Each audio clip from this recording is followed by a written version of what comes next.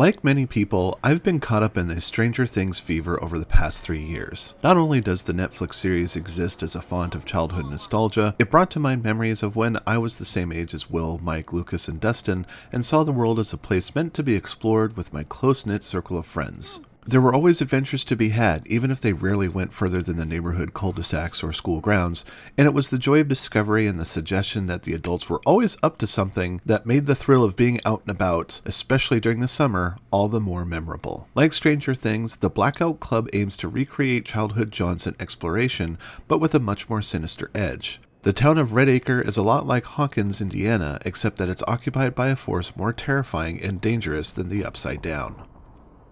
Played exclusively online, the Blackout Club draws immediate comparisons to Valve's Left 4 Dead, except instead of working together to shoot through hordes of zombies, you play as a teen whose hometown has been overrun by a terrible secret that is responsible for a string of disappearances and increasingly odd behavior by the adults. When one of their own disappears, the kids who form the titular Blackout Club take it upon themselves to risk their lives trying to uncover a grand plot involving a secret underground maze and an entity called the Shape, which can only be seen when one's eyes are closed. The story of the game is established by the prologue tutorial in which you play as Bells, a member of the Blackout Club who comes closer to the source of the odd happenstances than anyone else. Just before she can make it to the hideout, Bells is captured by the Shape, never to be seen again. Her disappearance is enough to spring the rest of the Blackout Club into action. That mystery, however, doesn't really get solved. Kinda. The game proper consists of playing through an unending series of missions set in and around the neighborhood in an overarching attempt to combat mind-controlled adults and uncovering bits of lore tucked away in random places. Like Left 4 Dead, you're not really here for the plot, but rather to be challenged with up to 3 other people to successfully complete multi-tiered objectives while avoiding detection at all costs. Stealth and the thrill of the hunt are the names of Blackout Club's game.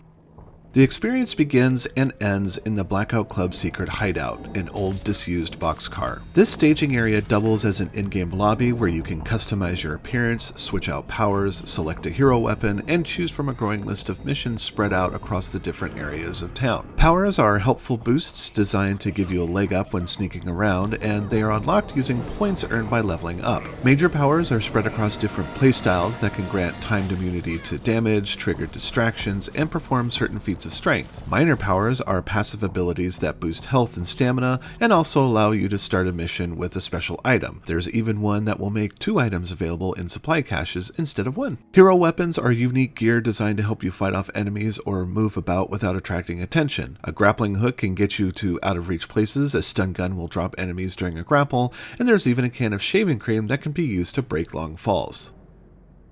With gear and powers equipped, it's time to head outside.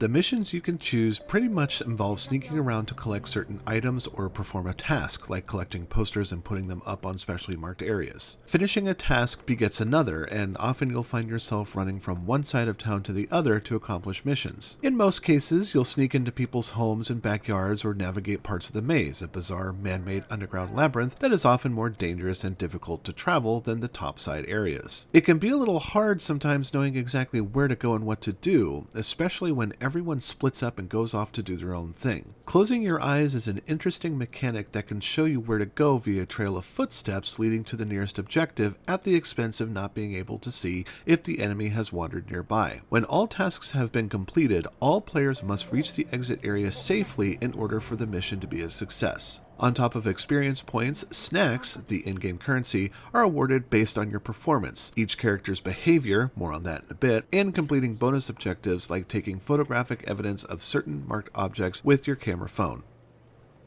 Standing between you and a job well done is an interesting roster of enemies that do a great job of shaking up the group dynamic by introducing chaos. The most basic and common enemy is the Sleeper, an adult that has entered a hypnotic trance every night and wanders about the town, minding their own business. Mostly. Sleepers are blind but react to sounds like breaking doors, heavy footsteps, and alarms, and will investigate the last known location of the disturbance if they are in range to hear it. Players should always give sleepers a wide berth, but if they are alerted to your shenanigans and catch you, you'll sustain some damage until you push them off, which leaves them stunned long enough for you to run away. If you've taken too much damage and are unable to heal by using snacks and bandages, the Sleeper drags you across the map into the waiting arms of the Shape. This is your chance at a second wind of sorts, because the sleeper will always drag you along a course where you can snag an item from a trash pile and use it to stun the sleeper into letting you go. You can avoid this whole process by avoiding the sleepers altogether, but if you absolutely positively have to engage them,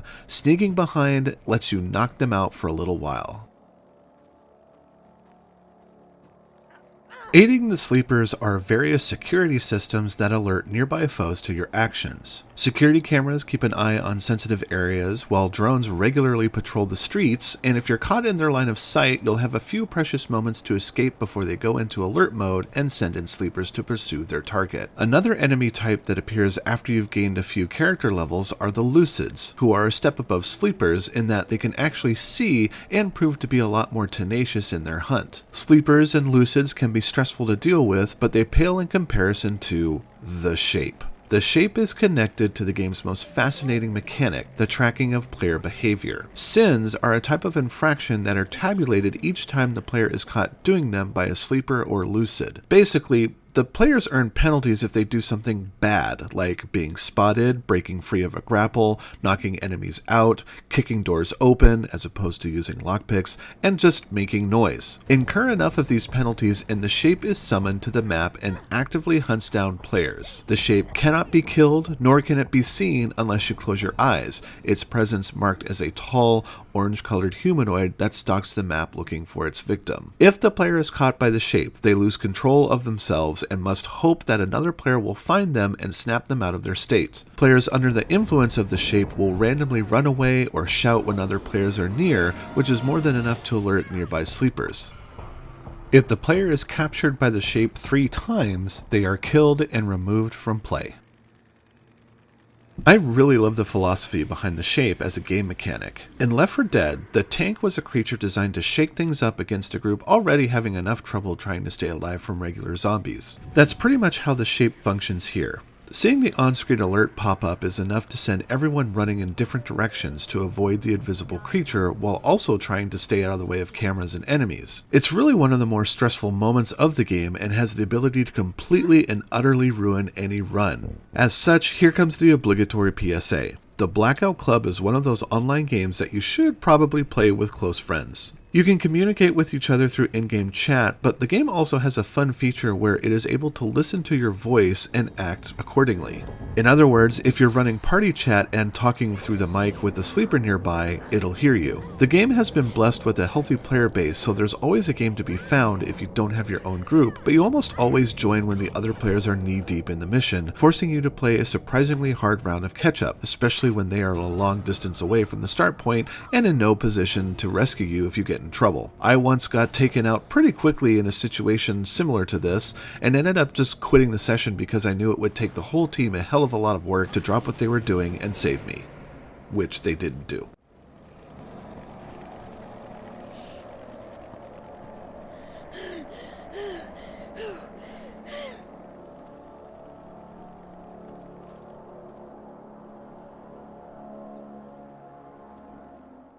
There's one more enemy worth talking about, and it appears only after you've interacted with it during a session. It's the Stalker, a teen who has sided with the adults by recording the player's behavior and snitching to the shape. Stalkers can really mess up your game, but if players sneak up and knock them out, that player is kicked from the session. You can be the Stalker yourself by acquiring a special Stalker dossier during play, either as a random gift or by taking the Stalker out yourself. As this character, your job is to sow discord in the group of players by recording their various sins that will eventually call upon the shape. Because they are pretty much a griefer class, there is the option to play without stalkers invading your game. However, if you decide to play as this third party, your account will forever allow stalkers to invade your games in the future.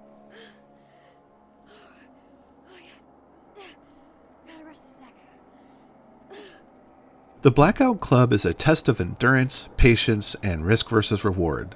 It's also kind of awesome. I normally don't truck with pure stealth games because I'm a very impatient person and I get stressed out easily, but there's something to this Stranger Things-esque experience that I really got into. It isn't in the most polished state at the moment because of the various bugs and glitches I encountered.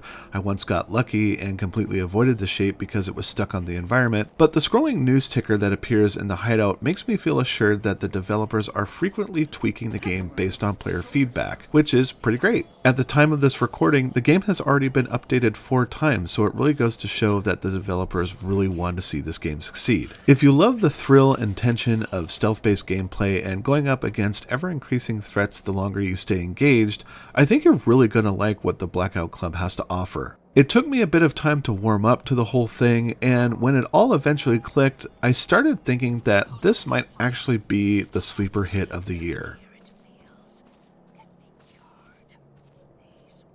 DarkStation gives the Blackout Club a really solid 4 out of 5 stars.